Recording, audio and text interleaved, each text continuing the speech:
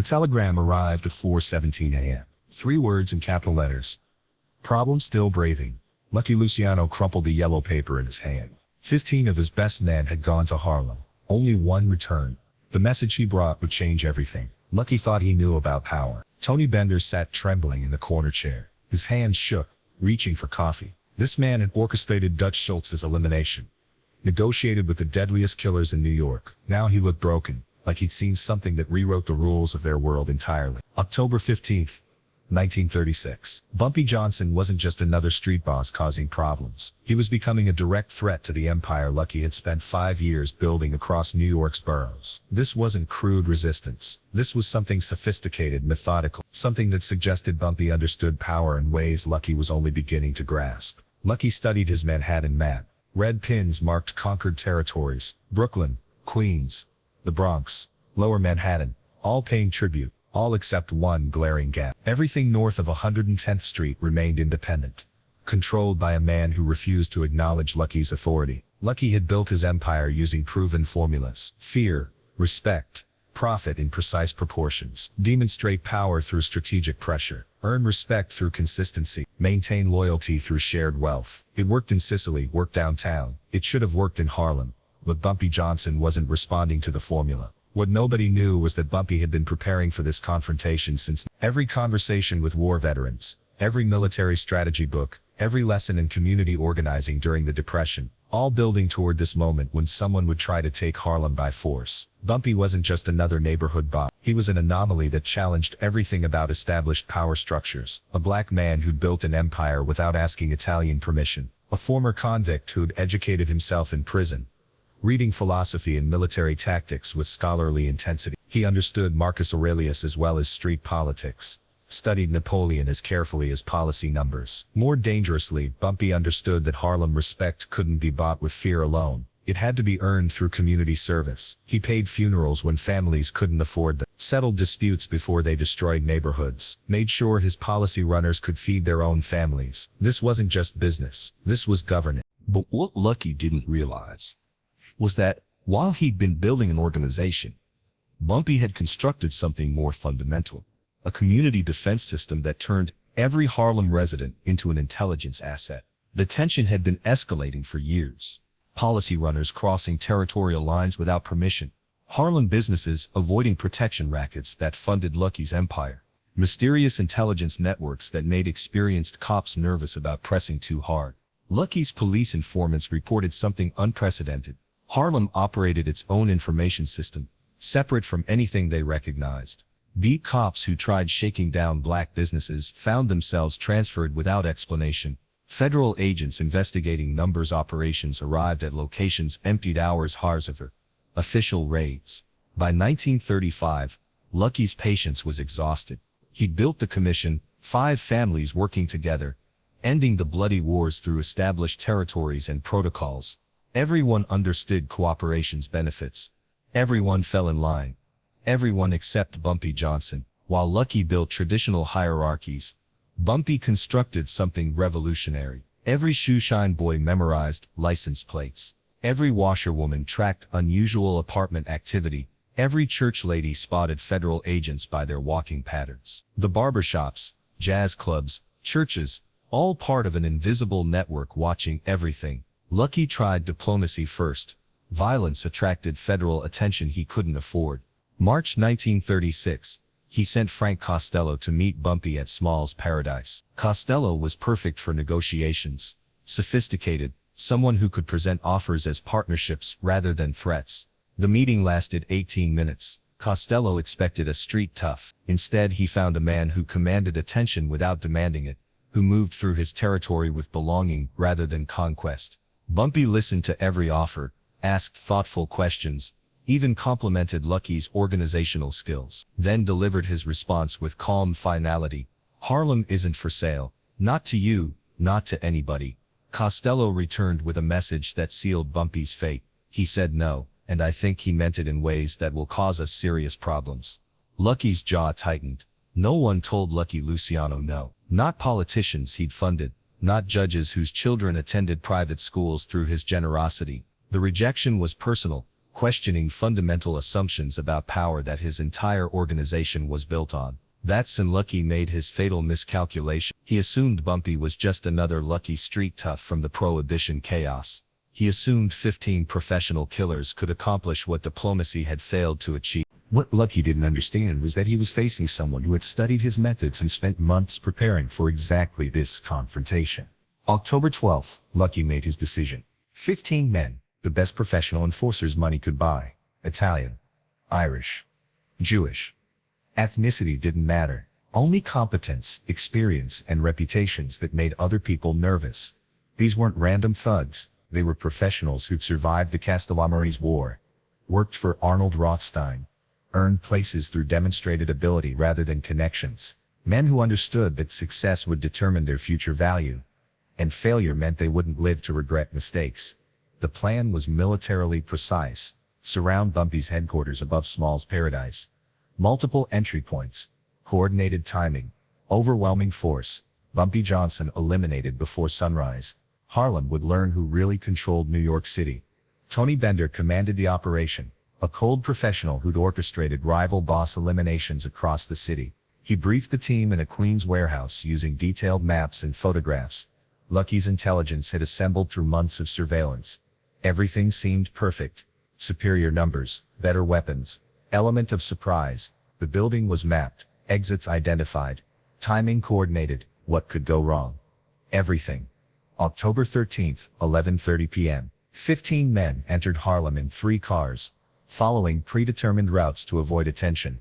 They parked separately, approached Small's Paradise from different directions, communicating through hand signals rather than interceptable radio contact. But Bumpy had been watching since they crossed 105th Street. Jerome Williams, a parking attendant, spotted the first car and memorized its plate. Maria Santos, selling flowers by the subway, counted men in the second vehicle. By the third car's arrival, Bumpy knew exactly who was coming and how many. The difference between Lucky's approach and Bumpy's was philosophical. Lucky saw Harlem as territory to conquer through superior force. Bumpy saw it as community to protect through collective defense. 11:47 p.m.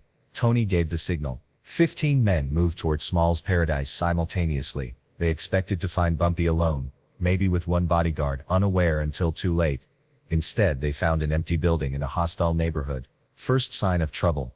Complete silence from inside. No music, no conversation, no movement. For a jazz club normally open until 4 a.m., this was impossible. Second sign. Total darkness. Every window black.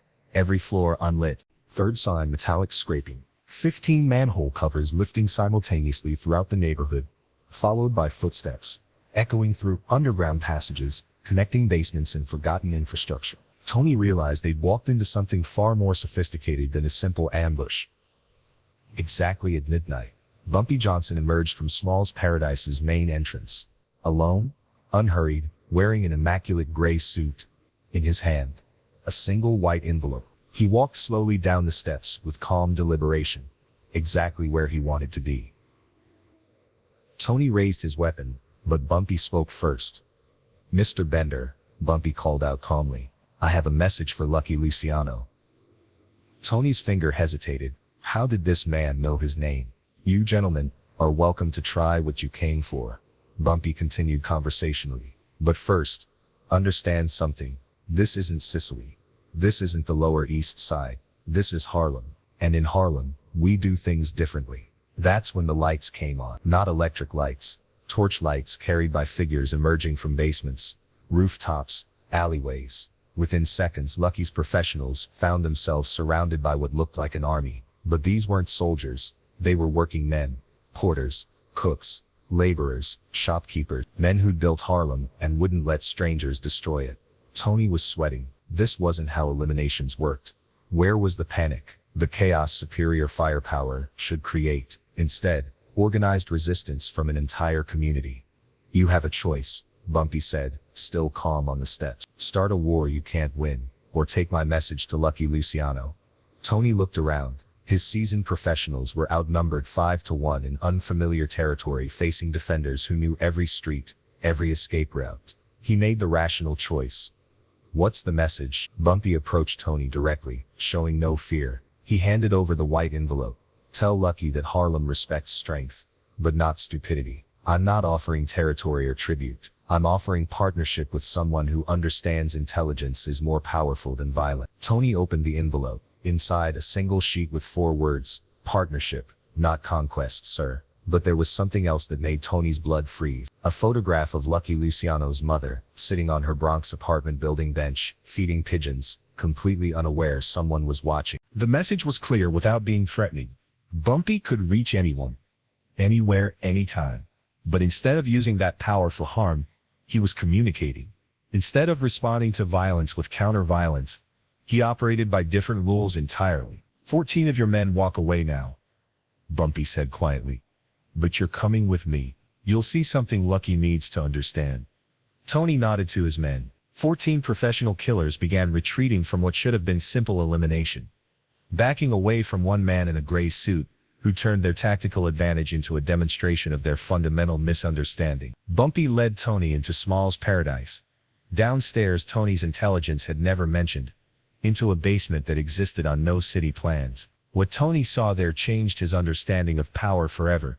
The basement wasn't just headquarters. It was a command center demonstrating community organization that traditional criminal enterprises never imagined possible. Maps covering walls showed all New York City with detailed notations about police patrols, federal investigations, every criminal organization's territories. Phone lines connected every Manhattan neighborhood. Radio equipment monitored police, federal and criminal communications. But most impressive were the people. 24 men and women working quietly at tasks revealing Bumpy's true achievement. These weren't thugs or muscle. They were accountants tracking legitimate business alongside numbers operations. Teachers providing education, keeping youth from criminal recruitment.